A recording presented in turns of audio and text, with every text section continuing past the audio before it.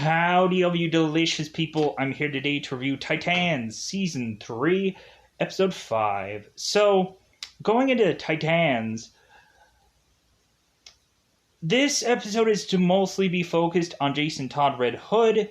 They kind of take still some stuff from under the Red Hood, but shift it a little, try to do something different, put a different spin on things.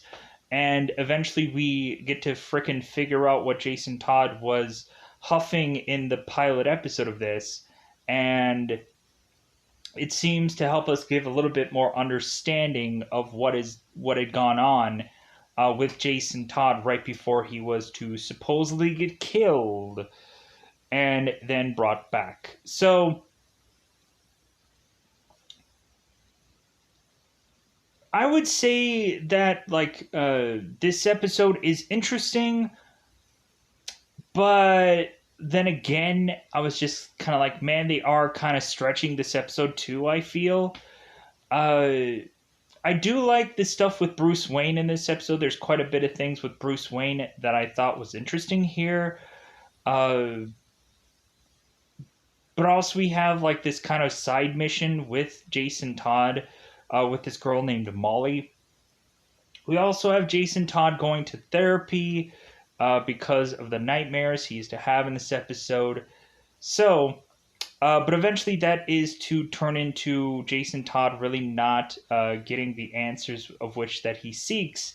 So he ends up going to someone else for those answers. So, yeah, so that leads us into what is to eventually be current time Jason Todd. Yeah. So, that was kind of, easily, quickly thrown together for me to talk about what happens in the show. A lot of people could probably say that this is kind of like a filler episode, but, I think certain characters need their entire episode. Like, Hawk and Dove, might not have been really familiar to some people, or whatever the heck that they did for I think they did Dick Grayson had his own episode, I think in the second season, where he had to have gone back into Gotham, and they focus on him throughout the whole episode when he was supposedly with Dove in some alternate world of a thing, which didn't quite make sense. But so this episode is the episode that is mostly just focused on Jason Todd. So, yeah, that's all that I wanted to say, I guess, for this one. There isn't much to really say about this in a cryptic-like sense, just because it's really just a origin story of a character, which just was like, okay, cool, we get some extra little things to understand the show more. But really, other than that, there isn't... all this is just kind of like a stalling effort to just say, hey, man, just wait till next week and, we'll see what Red Hood actually does. Because all we're here to see is just Jason Todd. And, some people may actually not like Jason Todd, but might like the Red Hood character. Because a lot of people might just, there's certain actors or whatever that people may not like. Anyways, pushing on. So let's just get to spoilers about this one, because let's go into that coveted spoiler time. It's about the time we spoil this episode. So we live off with Nightwing having Crane at this one little cabin, which Red Hood is to try to take out Nightwing, which is to eventually lead to having Nightwing going back into his cabin, which is to have quite a bit of dialogue between Red Hood and Crane, talking about their next steps, talking about what they're going to do, and so on and so forth. But then cue us going from 3 months ago, supposedly, where Jason Todd is to have nightmares. He's having nightmares, I guess, over the loss of Donna Troy. He's also having nightmares, seemingly maybe about other things besides that. It's just a consistent thing with Jason Todd, because he has had a hard life. He has lost a lot of people in his life, and so I guess that eventually will lead to have Todd to have nightmares. So Bruce is to notice that Todd is to have nightmares. So Bruce is to be like, well, guess what? You're going to go into therapy. There's to be a therapist that I know very well, and she knows everything about like Batman and Robin and everything. So go ahead and talk to her and feel like you can say anything. Um, feel like you have the freedom to divulge your secrets, so to speak. So Bruce is to say, like, go to this woman, seek out therapy, and you won't become Robin anytime soon until you do so. So Jason Todd is to go off to meet a girl named Molly, and Molly is to have uh, had a website of some kid who has gone missing called Diego Martinez. So Todd, Molly go off to meet this guy named Hawkins, who, when Jason Todd is to meet this guy, he ends up calling him a clown. So they, of course, end up trying to talk to this guy, and that is just to lead Hawkins to start beating Jason Todd up. Hawkins then leaves. Molly tries to comfort Jason. Jason says that he's all right. So Jason goes off to speak with Leslie Tompkins. So the goofy thing about this session is Leslie is to try and pry into Jason Todd's life. Jason Todd gives her a little bit of information about his family, about how his father was killed by Two-Face. His mother, I think, was a druggie or whichever. So, but really, all this is just to lead to have Jason Todd see that Crane was in a photo of Leslie's, and so Todd was to ask Leslie, like, hey, you knew Crane? You knew Scarecrow? And Leslie was like, yeah. Like, Leslie supposedly had been tied to Crane. Eventually, that led to her getting gassed by Crane because Crane had thought that like he had been betrayed by her, so he got to her and gassed her. Todd is to ask Leslie, like, what was it like? What was it like to be gassed by him? Leslie was to mention it was the closest thing alive to a hell. So Leslie, after telling this story to him, Todd, Leslie's like, well, hey, like this session is a little bit more about me than you, but if anything, like, let's go and let's have another session here. Maybe I'll tell you a story about Superman. And Todd is like, what? Superman? Like, that's interesting. Because I think we had, like, another, like, there was one, there was one animated thing. And I don't know if it was Grayson or not, but there was this one episode where, no, yeah, I was thinking of something, but it wasn't right because I think it was Grayson. So there was this one Superman episode where Superman came into Gotham, and I think that was Grayson, where like Robin was all like enamored about Superman. It's like, hey man, this is Superman, but like I think that was a whole that was Grayson. Anyways, pushing on. Something just popped in there. So Jason goes off to eventually talk to Bruce because Jason goes into the back cave, starts looking around at certain Easter egg items, which is to be like Catwoman's mask and her whip, the Two-Face coin, Scarecrow's mask and his Fear Toxin, any number of just Easter eggs that are here. So that leads Bruce Wayne to appear out of nowhere, scaring Todd of like, "Hey man, like, shouldn't sneak up on people." And Bruce is like, "Dude, that's my job," kind of thing. I know I'm heavily paraphrasing here, but whatever. So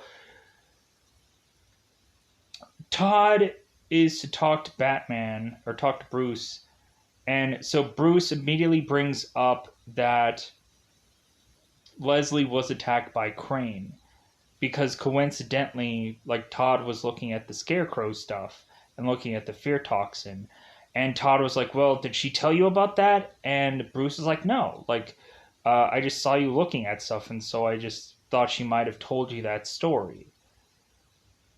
So Bruce goes into even more about it, just to like give us even more backstory about this therapist that is probably just going to be bottled into this one episode, probably, because it will. So eventually, Todd is to go yet again to this therapist and is to talk to her, and really Jason Todd is like, "You know what, like, I want all these nightmares to go away. I want all my fear to go away. Like, I'm living in fear, like, all the time, like fear that eventually I will no longer become or be Robin again, because Bruce Wayne will deem it so. That really Jason Todd has to consistently prove himself to Bruce all the time, so that way he is not just a shadow of Grayson, or really that Bruce isn't in the back of his mind thinking of Todd's replacement. And plus, also,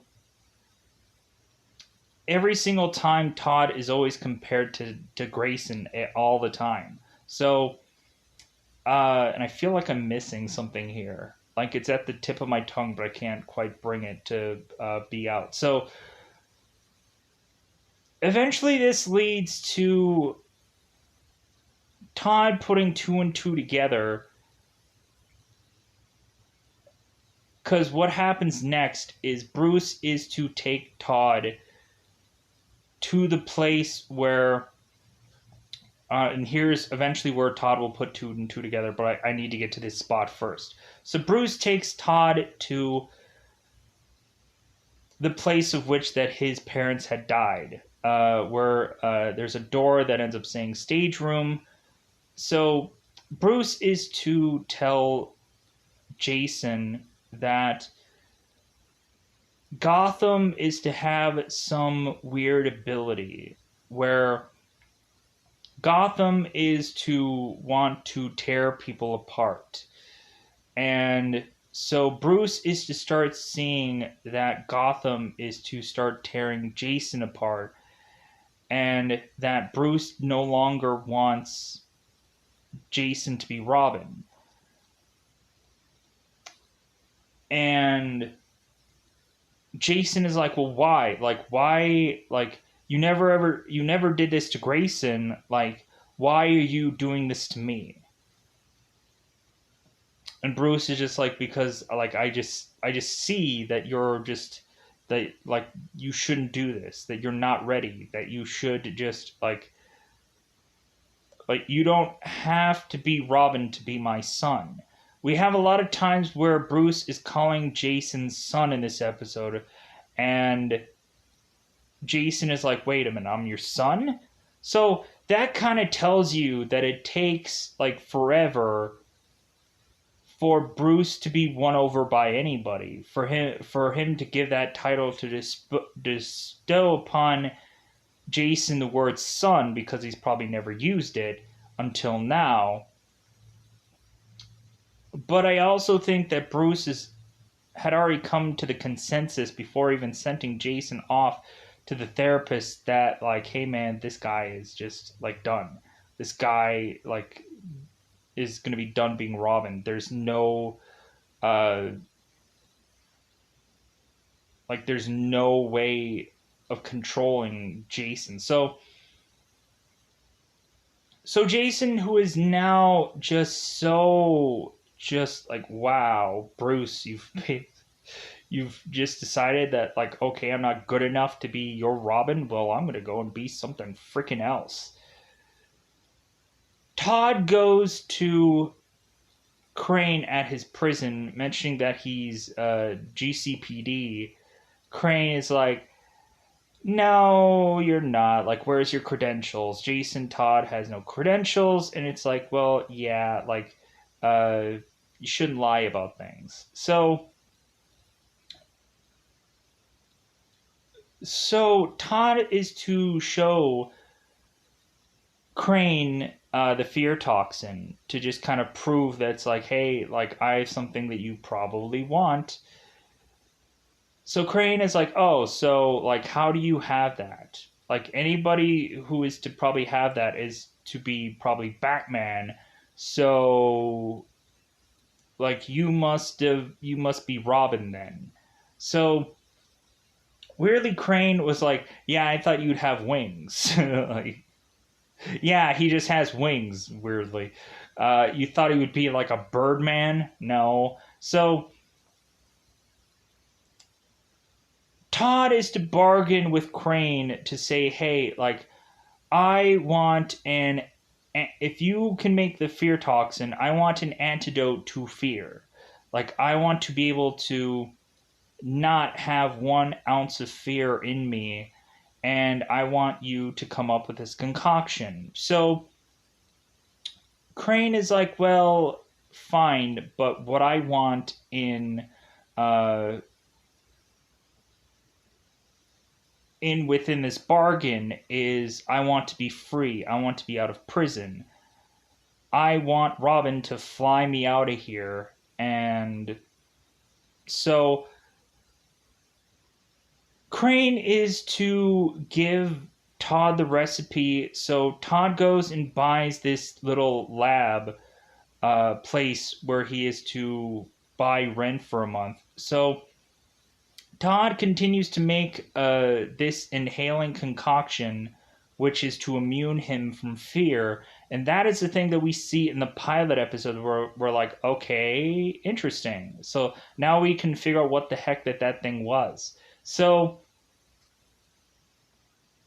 Jason Todd is to try to mix all and do all this chemistry and whatever. I'm like, is this person like qualified? Like, is this Jason Todd to be good enough to be this chemist? Like, I don't know what he did for schooling or whatever to like showcase, but like, I'm assuming probably with Batman training you can do any number of things, but like, I don't feel like Jason is qualified to do this mixture of things. But I guess if he's just like told what to do via Crane, then maybe he can figure things out. So Todd keeps doing these concoctions over and over and over again. Some of them make him barf, but eventually Todd figures it out, goes back to Crane and says, "Yeah, your recipe was a little off." And Crane was just like, "Well, like, I wanted to like see like if you'd really like go through and continue to try it or not, like try a lot of test runs and stuff like that." Like, he didn't want to give him the perfect concoction right away because he just wanted to test to see how loyal this kid would be to eventually come up with the right amount to eventually like get the amount of drug that he needed. So that just leads Crane to tell Todd, well, now you need to do like the biggest fear test of it all, and you need to go against the Joker. So that's what leads Todd's like scene in the very pilot episode of this Titans season, leading Jason Todd to go off to fight the Joker to get killed by the Joker. And the thing that is to happen after that is Todd is to go to Arkham Asylum's morgue to have some guard, I guess, be paid off to toss Todd into a Lazarus pit that is in a part of Arkham Asylum, oddly. Todd gets resurrected, and Crane is to be there playing, bizarrely, Anagata Davida, baby. Anagata Davida, baby. Because it's in the Garden of Eden, was the original part of that song. But, like, weirdly, when the words were to always come out, it was Anagata Davida. But, like, it was always in the Garden of Eden, weirdly. I guess that's probably a reference to probably Red Hood getting resurrected or something. I don't know. Crane maybe creating a thing of his own. Like maybe Crane is to technically be God and Jason Todd is to be Adam. Like I don't know what the whole thing of it the whole like circle of it is, or it could have just been a song that they just put out there for whatever reason. Anyways, so Crane is to give Todd another dose of his inhalant. And then we have Crane who's just bizarrely dancing around for whatever freaking reason, because Crane is to naturally assume that he's going to probably be out of prison soon. So, that all leads us to, of course, the moment where... Wait a minute. I'm trying to think here, because... Jason Todd eventually dons the persona of the Red Hood and like puts on guns, puts on the outfit, and the very first thing that he is to do while Crane is kind of like giving him a pep talk about him becoming this new person and all this rigmarole. So, and how like Jason Todd will be fearless, that like blah blah. Anyway, so Jason Todd goes after Hawkins and is to go and toss him a gun. Hawkins is to fire wildly into the air. So this kind of feels like the DC movie The Shadow, where like Tim Curry is just firing wildly everywhere, and then eventually the Red Hood goes and takes Hawkins out, because Red Hood is like, well, hey man, all you need to do is just try and shoot me, and then I'll set you free. I'll let you go. Of course, Hawkins does not kill the Red Hood, and so Red Hood kills Hawkins. The Red Hood is to also go and speak with Molly and tell her that she needs to get better locks, and also tells her that like that he'll be there to like help her and all kinds of things, just kind of saying that. So I bet this is going to be the one like squeeze point for Titans to hold this girl hostage in some way, in a nice way, to get Jason to either give up what he's doing, or like they're gonna have to probably use Molly as some kind of thing to try to change Jason, or try to stop him from being evil, because I'm assuming that's gonna happen. There has to be a reason why Molly is to be here, and I'm assuming that the Titans are gonna try to figure out some way to reason with Jason to get him to stop what he's doing, and more than likely Molly will be that that device of sorts. So that leads us to have the Red Hood fighting with Nightwing. That is to free Crane for them to go after the people of Gotham. It's kind of really interesting when Crane was in prison, where Crane was to mention that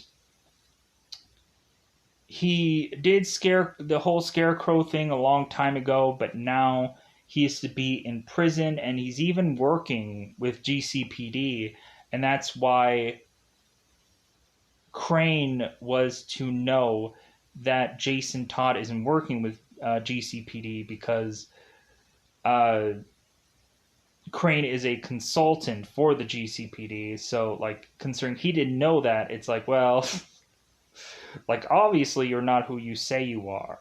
So, but yeah, like, I think I covered most of this episode. I kind of generically talked about it, I realized, because there's a lot of details. I'm sure a lot of people are like, yeah, he said this, and he did this, and went there, and did that. So, very vague, yes, I know. But I think also I think this was a quick episode. But it also was kind of fun too, especially the Bruce Wayne moments. That was probably the best part of the episode, to just get little things that show you, like, hey, things exist in this world, like Catwoman and Two Face, and like all these little Easter egg things were kind of fun. And Bruce Wayne, like, basically giving us the Easter egg of where his parents had died, Crime Alley, and like, that was a really cool moment. I really enjoyed that part of this show. So, with that said, in a roundabout way, I'm going to go out of my way to say I'm going to get out of here. Goodbye, everybody. Goodbye, everybody.